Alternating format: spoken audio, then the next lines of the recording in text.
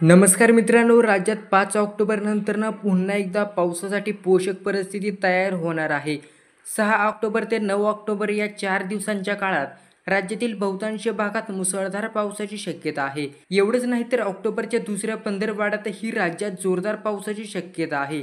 राज्यातील शेतकऱ्यांसाठी आताच्या घडीची सर्वात मोठी बातमी समोर आली आहे. ज्येष्ठ हवामान अभ्यासक पंजाबराव डक यांनी आगामी काही दिवस महाराष्ट्रातील हवामान कोरडे राहणार असा अंदाज दिला आहे. पंजाबरावांनी वर्तवलेल्या सुधारित हवामान अंदाजानुसार ऑक्टोबरच्या सुरुवातीचे काही दिवस राज्यात पावसाची शक्यता फारच कमी आहे. जवळपास 5 ऑक्टोबरपर्यंत महाराष्ट्रातील हवामान कोरडे राहण्याची शक्यता आहे.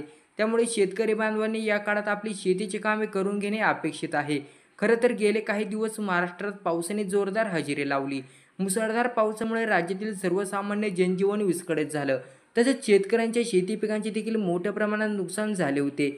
पण मात्र आता कालपासून राज्यातील पावसाचा जोर कमीच झालेला आहे. पंजाबरावांनी सांगितल्याप्रमाणे 28 सप्टेंबरपासून राज्यातील पावसाचा जोर कमी झाला असून पुढील काही दिवस राज्यात काही भागात अगदीच तुरळक ठिकाणी पावसाची शक्यता आहे. राज्यात आता जवळपास 5 ऑक्टोबरपर्यंत विखुरलेल्या स्वरूपाचा पाऊस पडणार आहे. त्यामुळे या काळात शेतकऱ्यांनी आपली सोयीची कामे करून घ्यावी. सोयाबीन, उडीद यासारख्या खरीप हंगामातील मुख्य पिकांची हार्वेस्टिंग करावी आणि शेतीमाल सुरक्षित ठिकाणी साठवून ठेवावा असे आवाहन करण्यात आले आहे.